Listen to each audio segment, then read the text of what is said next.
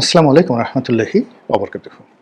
সম্মানিত দর্শক, বাংলাদেশের এক সময়ের শীর্ষ পত্রিকা মূলত আওয়ামীপন্থী। যখন আওয়ামী লীগ বিরোধী দলে ছিল, তখন এই পত্রিকাটি মুক্তিযুদ্ধের আদর্শ এটা নিয়ে যেভাবে লড়াই করেছে, তেমনি আওয়ামী লীগের পক্ষে একটা শক্তিশালী হাতিয়ার রূপে আমার কাছে মনে হচ্ছে যে আওয়ামী লীগের 10 লাখ লোকের সমাবেশ কিংবা এক বছরের যে পরিশ্রম, তার চাইতেও সেই জনকণ্ঠ প্রতিষ্ঠিত হওয়ার পর প্রথম দিকে সেই তাদের কোনো কলামিস্টের, সেটা আবেদ খান হোক কিংবা এবিএম মুসা সাহেব হোক কিংবা ধরুন আব্দুল গাফার চৌধুরী অথবা অন্য যারা লিখতেন, বিশেষ করে ডক্টর মুনতাসির মামুন, তিনি ভিতরেও লিখতেন এবং বাইরেও লিখতেন। তো তাদের সেই নিবন্ধগুলো আওয়ামী লীগের ন্যারেটিভ প্রতিষ্ঠা করার জন্য যেভাবে সহযোগিতা করেছিল, এর সঙ্গে আসলে স্বাধীনতা পূর্ব সময় ইত্তেফাকের তুলনা করা যেতে পারে। আওয়ামী লীগের স্বার্থ বনাম ইত্তেফাক, আর আওয়ামী লীগের স্বার্থ বনাম জনকণ্ঠ। এবং আওয়ামী লীগ যে সময়টাতে বিপদে পড়েছে, সেই সময়টিতেই বিশেষ করে 2001 থেকে একেবারে 2008 পর্যন্ত, অথবা ধরুন 91 থেকে 96 পর্যন্ত, এই তখন 91 থেকে জনকণ্ঠ প্রতিষ্ঠিত হয়নি, কিন্তু যখন প্রতিষ্ঠিত হয়েছে তখন থেকে একদম বিএনপি জমানার শেষ সময়টা পর্যন্ত এটা যে গুরুত্বপূর্ণ ভূমিকা পালন করেছে, এর সঙ্গে আসলে আওয়ামী লীগের একক কোনো নেতা বা কোনো সমাবেশ বা তাদের কোনো ন্যারেটিভ এর সঙ্গে তুলনীয় নয়।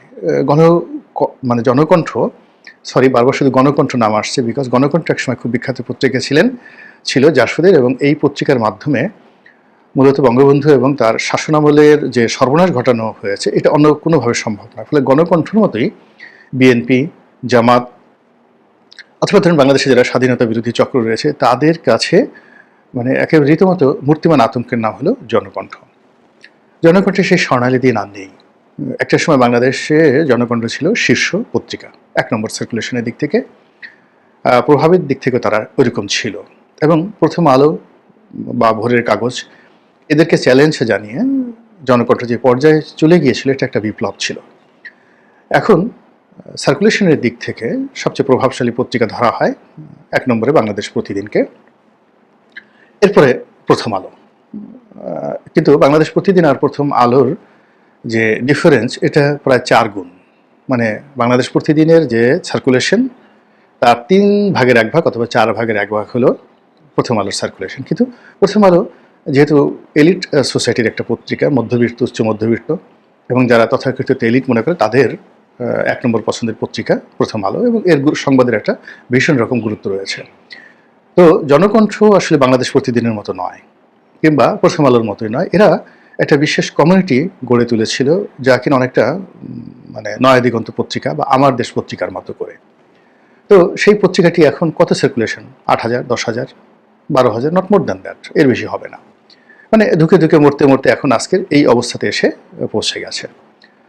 তো সেই জনকণ্ঠ যখন এখন এই শেখ হাসিনার পতনের পর, যার সার্কুলেশন নেই, অর্থনৈতিক ভিত্তি নেই, মালিক যারা আছেন তারা মরে গেছেন, এখন যারা আছেন এটা একটা দেউলিয়া প্রতিষ্ঠান। টোটাল যে জনকণ্ঠ ভবনটি, একটা সময় এরা ব্যবসা বাণিজ্য খুব ভালো করেছিল, এখন তাদের সকল ব্যবসা বাণিজ্য তলানিতে। এই পত্রিকাটা চালানোটাই আসলে তাদের জন্য একটা বিরাট দায়ের বিষয়। ওই ভবনে বাতি জ্বালিয়ে রাখাটাই তাদের জন্য একটা সমস্যা। এই সমস্যা থেকে অতি সম্প্রতি তারা রক্ষা পেয়েছে মালিক পক্ষের। কারণ হলো, একদল সাংবাদিক বা সাংবাদিক নামধারী লোকজন আছে, যারা মূলত জামাত এবং শিবিরের লোক বলে পরিচিত, তারা এই পত্রিকাটি দখল করে নিয়েছে অতি সম্প্রতি। কেন নিয়েছে, কি কারণে নিয়েছে, ডাজ নট ম্যাটার, ওই বিষয়ে আমি যাবো না, কিন্তু দখল নিয়ে কথা বলবো। বাংলাদেশে আসলে পত্রিকা বন্ধ করে দেওয়ার ইতিহাস আছে, কিন্তু পত্রিকা দখল করার মতো দুঃসাহস ইতিপূর্বে আওয়ামী লীগও দেখায়নি। যেমন তারা ইচ্ছে করলে সংগ্রাম দখল করে নিতে পারতো, দৈনিক দিনকাল বন্ধ করে দিয়েছে কিন্তু দখল করে নিতে পারতো, আমার দেশ দখল করতে পারতো, নয়া দিগন্ত দখল করতে পারতো। এখন আমার দেশ বন্ধ ছিল, দিনকাল টিম টিম করে চলছে কি চলছে না আমরা জানি না। সংগ্রামও এরকম 1-2 হাজার সার্কুলেশন আছে কিনা সন্দেহ। কিন্তু নয়া দিগন্ত তো ভালো পত্রিকা, ইচ্ছে করলে আওয়ামী লীগ সেটা নিতে পারতো। কিন্তু আওয়ামী লীগ তাপ প্রয়োগ করেছে, কিন্তু কোনো পত্রিকা দখল করার মতো দুঃসাহস তাদের হয়নি।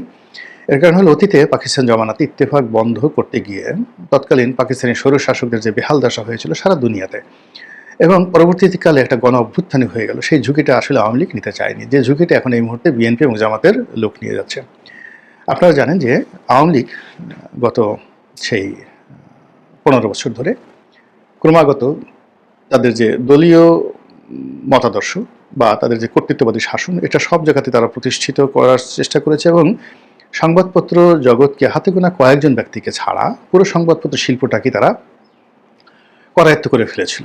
যেমন ধরুন, প্রথম আলোর সম্পাদক মতিউর রহমান বা ডেইলি স্টারের সম্পাদক মাহফুজ আনাম, এই দুজনের সঙ্গে আওয়ামী লীগ সরকারের একটা কটর ছিল।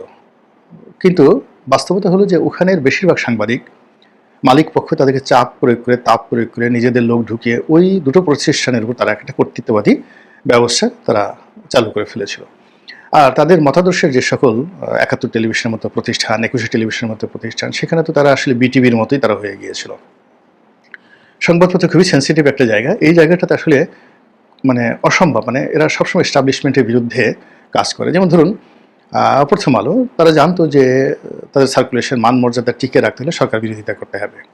বাংলাদেশ প্রতিদিনও 2022 সন পর্যন্ত তাদের সেই চরিত্র তারা বজায় রাখতে পেরেছিল। পরে 22, 23, 24 সনে এসে তারা সরকারকে ছাড় দিতে শুরু করে দেয়। ফলে ওই সময়টাতে পত্রিকার সার্কুলেশন না কমলেও সম্পাদক থেকে শুরু করে সাংবাদিক যারা ছিলেন তারা বিভিন্নভাবে নিন্দিত হতে থাকেন। এটি হলো বাস্তবতা। এখন এই যে সংবাদপত্র জগতের এই যে একটা ট্রেন্ড, সেই ট্রেন্ডের বাইরে গিয়ে এই জুলাই আগস্ট বিপ্লব পরবর্তী সময় বিএনপি এবং জামাতপন্থী যারা সাংবাদিক, এদের একটা বেশিরভাগই আসলে কোয়ালিটি নেই। ভালো দুই কলম লিখতে পারে না, লেখাপড়াও নেই, এরা দলবাজি, বেশিরভাগ ক্ষেত্রেই দলবাজি। মানে সাংবাদিক হিসেবে ধরুন আওয়ামীপন্থী বা আওয়ামীপন্থীর বাইরে বামপন্থী যে সমস্ত মানুষ রয়েছেন, তাদের যে কলমের জোর, সাংগঠনিক ক্ষমতা, মেকআপ, গেট আপ, মেধা, যোগ্যতা, এর সঙ্গে যদি আপনি চিন্তা করেন, বিএনপি জামাতের এখন যারা সংবাদপত্রে লিড দিয়েছেন তারা আসলে জানেনই না যে কোন সংবাদটা শীর্ষ হওয়া উচিত, কোন জায়গা থেকে কীভাবে খোঁচা দেওয়া উচিত। এরা সেই 16-17 বছর আগে বিএনপি জামাতের যখন জোট ছিল আরও বেশি, মানে 1-11-এর আগে, তখন তাদের একটা বিরাট অংশ সুবিধাভোগী ছিল। আর এখন এই প্রায় 20 বছরের তাপচাপে এরা বুড়ো হয়ে গেছেন। যারা সিনিয়র, এদের মানে মেধা বলতে যে জিনিসটা আগে যতটুকু ছিল এটা একেবারে কমে গেছে। আর নতুন প্রজন্মে যারা এদের সমর্থক আসছে, এদের শুধু গোয়ার্তমি, ভয় এবং আতঙ্ক, এবং এদের যে যাকে বলা হয় নিম্ন মন মানসিকতা, সেই নিম্ন মন মানসিকতার কারণে যখন জুলাই আগস্ট পরবর্তী একটা সুযোগ আসে, সেই সুযোগটিকে তারা টেম্পো দখলের মতো কিংবা তারা কারণ বাজার দখলের মতো একটা দখল বাণিজ্যতে নিয়ে গেল। টেলিভিশনগুলোতে বেশিরভাগ ক্ষেত্রে দেখবেন অনেকগুলো টেলিভিশনের মালিক পক্ষ, বোর্ড অফ ডিরেক্টরস, তারা নিজেদের পছন্দ মতো করে নিয়েছে এবং 1 জন 2 জন 5 জন করে লোক তারা সেখানে ঢুকিয়ে দিয়েছে। সংবাদপত্রগুলোতেও সেখানে বেশিরভাগ সংবাদপত্রে তারা তাদের নিজস্ব মতাদর্শের অনেকগুলো লোক তারা ঢুকিয়ে দিয়েছে এবং এদের অনেকেরই হয়তো কোনো প্রথম শ্রেণীর সংবাদপত্রে চাকরি করার, কাজ করার তাদের যাকে বলা হয় কোনো অভিজ্ঞতা ছিল না। আবার কোনো কোনো ক্ষেত্রে কোনো কোনো মালিক পক্ষ নিজেদের পিঠ বাঁচানোর জন্য বিএনপি জামাতের লোক বা সমন্বয়কের লোক তারা কিন্তু নিজেরাই নিয়ে নিয়েছে 1 জন বা 2 জন উচ্চ বেতনে, অনেকটা দালাল বা ভাড়াটিয়ে প্রাণীর মতো। তো এভাবে যখন চলছিল, চলার ফলে কি হলো, পুরো সংবাদপত্র জগৎ গত 1 বছরে যে একটা মানসিক চাপ এবং সংকটের বৈতরণী পার করছে, ওটা আমাদের এই বাংলাদেশের সংবাদপত্রের ইতিহাসে পাকিস্তান জমানা থেকে এখন পর্যন্ত ওইরকম প্রেশার হয়নি। আমি যেহেতু এই সংবাদপত্র জগতের সঙ্গে জড়িত 1986 সন থেকে, 1986 থেকে, তাও মানে জাতীয় দৈনিকে, একেবারে তাও জাতীয় দৈনিকে যেন তেন মানে পত্রিকা নয়, একেবারে 1 নম্বর 2 নম্বর বাংলাদেশের। এখন যদি প্রথম আলো, বাংলাদেশ প্রতিদিন ধরেন, ঠিক ওই সময়ের বাংলাদেশের সবচেয়ে বিখ্যাত পত্রিকাগুলোতে আমার কাজ করার সুযোগ হয়েছে। ফলে কাজে এই সংবাদপত্র শিল্পটিকে আমি কিভাবে দেখে আসছি, 5 বছর সেখানে ছিলাম। পরবর্তীতে এই 2009 সন থেকে মূলধারার গণমাধ্যমে সেই লেখালেখি বলেন, যুগান্তর, তারপরে বাংলাদেশ প্রতিদিন, নয়া দিগন্ত, এরপর আমাদের সময়, এই পত্রিকাগুলোতে যেভাবে প্রতি সপ্তাহে লিখে আসছি সে 2009 থেকে আজ অবধি। ফলে সংবাদপত্রের অনেকের সঙ্গে, পাঠক, মালিক এবং সাংবাদিক, তাদের সঙ্গে আমার সম্পর্কটা ঘরোয়া।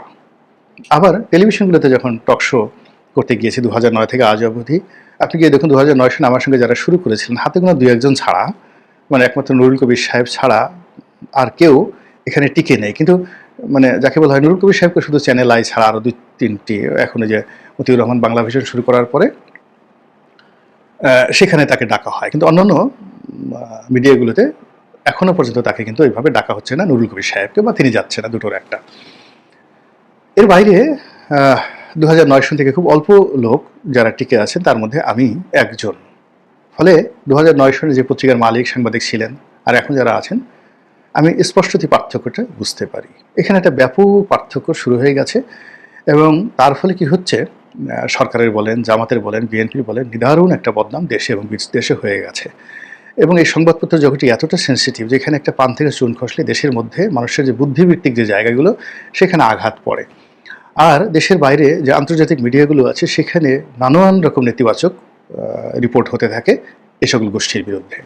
তো কাজেই বিএনপির প্রতি যারা সহানুভূতিশীল ছিলেন, জামাতের প্রতি যারা সহানুভূতিশীল ছিলেন, আর ডক্টর মোহাম্মদ ইউনূসকে যারা প্রমোট করেছেন, সে সকল সংবাদপত্রের যারা কুশীলব দেশে এবং দেশের বাইরে এখন পুরোটাই বুমেরাং হয়ে গেছে। ফলে এখন দেখুন আল জাজিরা, CNN, BBC তারা কিন্তু ডক্টর মোহাম্মদ ইউনূসের পক্ষেও কথা তো বলছেনই না, আরও সব উল্টাপাল্টা রিপোর্ট করছেন। আর বাংলাদেশের সংবাদপত্রগুলো সেই তারা ভয়ে হোক, মবের ভয়ে হোক, তারা জাস্ট একটা নিউট্রাল ভূমিকা পালন করছেন, আর মাঝে মধ্যে একটা দুটো এমন খোঁচা দিয়ে দিচ্ছেন, এমন দু একটা কলাম তারা প্রকাশ করছেন যে কিনা ইউনূস সরকার এক বছরে যদি ভালো কিছু করে থাকে ওটাকে ড্যামেজ করে দিচ্ছে 1 মাসের মধ্যে। যেমন ধরুন প্রথম আলো একটা রিপোর্ট করেছে, সেটা হলো প্রায় 35 লক্ষ টাকা ব্যয় করে কত জোড়া, 20 জোড়া না 12 জোড়া ট্রেন ভাড়া করেছিল ডক্টর মোহাম্মদ ইউনূস ঢাকার বাইরে থেকে লোক আনার জন্য। এখানে দুটো রিপোর্ট উল্লেখযোগ্য। একটা রিপোর্ট হলো ভাঙ্গা থেকে এরকম এক জোড়া ট্রেন ছিল যেখানে প্রায় 700 লোক আসবে, 700 লোক আসবে। তো সেখান থেকে লোক আসেনি, মাত্র 17 জন, মানে 700 লোকের পরিবর্তে 17 জন লোক আসছে। তো বোঝার চেষ্টা করুন, আর তো কিছু বলার দরকার নেই যে লোকজন যেখানে টার্গেট করেছে সরকারি কর্মকর্তারাও যদি আসে ভাঙ্গা থেকে, তাহলে তো সেখানে ট্রেনে জায়গা হওয়ার কথা নয়। সিটি আছে যেখানে অ্যাবাউট 700, তো সেখানে গাদাগাদি করে উপরে নিচে যদি বসে তাহলে তো এখানে 2000 লোক বসতে পারে, কিন্তু 2000 লোক তো দূরের কথা, লোক আসলে 17 জন। একটা বোঝার চেষ্টা করেন যে আর তো কিছু বলার দরকার নেই। কেন প্রথম আলো তো রিক্সাওয়ালাদেরকে খেপাবে না, তারা খেপাবে সচিবালয়ের সচিব, জ্ঞানী গুণী বুদ্ধিমান লোক। অর্থাৎ তারা যদি তাদের এই যে থিমটি মাত্র 20 জন লোকের মাথায় ঢুকিয়ে দিতে পারে, এই 20 জন লোক তারা আবার করবে কি, তাদের লেখনী দেওয়া, তাদের কলম দেওয়া, কথাবার্তা দেওয়া। ধরুন এই যে আমি একজন লোক জানছি, এখন আমার এই বক্তব্য যদি 50 লাখ লোক দেখে, তাহলে প্রথম আলোর বক্তব্যটি 50 লাখ লোকের কাছে ছড়িয়ে গেল। এই কাজটি সংবাদপত্র সবসময় করে। আবার রাজশাহীতে ট্রেন নিয়ে যে বক্তব্যটি দেওয়া হয়েছে সেটা হলো ওখান থেকে লোকজন আসেনি, এর কারণ হলো ট্রেন ওখানকার যারা আসবেন তাদের পছন্দ হয়নি, একদম বাস, পুরো বাস। তো যেটা বলছিলাম যে এই যে জনকণ্ঠ যেটা দখল করা হয়েছে, এখন এই সমস্ত লোক মূলত জুলাই আগস্ট বিপ্লবের পরে ঢুকেছে বা ঢুকানো হয়েছে।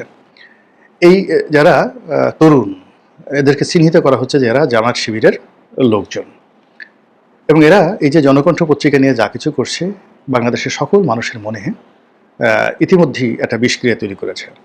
এবং আপনারা দেখেন জামাত সম্পর্কে যে বিক্ষোভ, এটা আপনি এই জামাত কয়েকদিন আগে এত কষ্ট করে একটা অনুষ্ঠান করলো, সেই অনুষ্ঠান করলো সরোয়ার্দী উদ্যানে।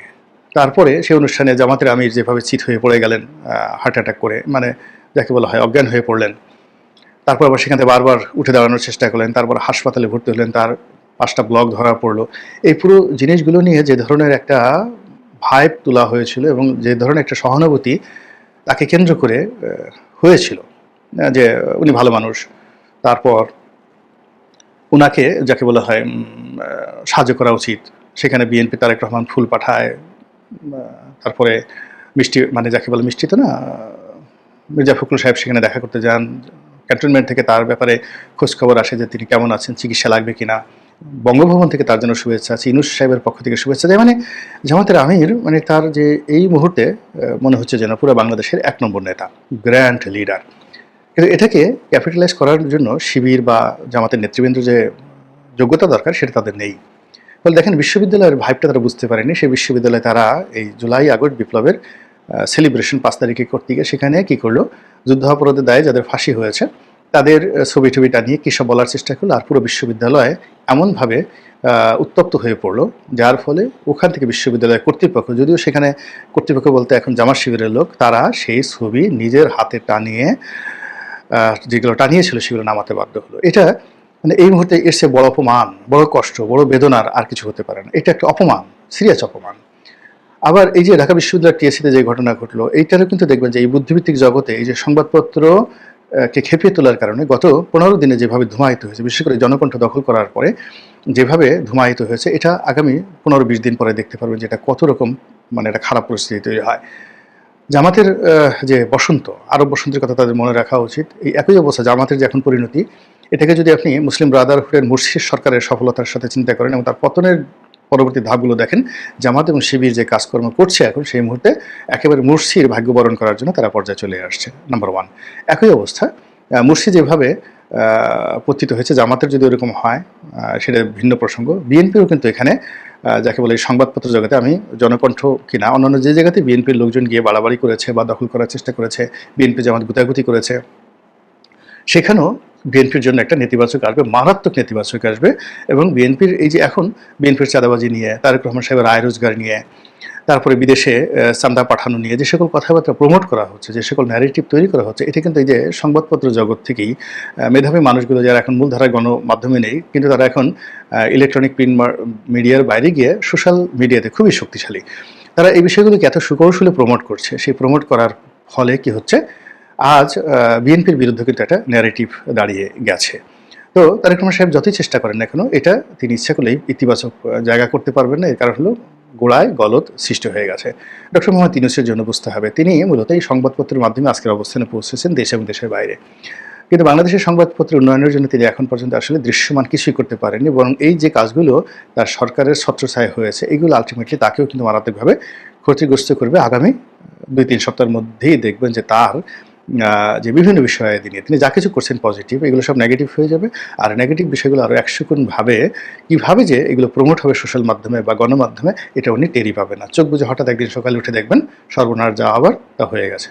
মহান আল্লাহ আমাদের সবাইকে হেদায়েত দান করুন এবং হেফাজত করুন। আসসালামু আলাইকুম ওয়া রাহমাতুল্লাহি ওয়া বারাকাতুহু।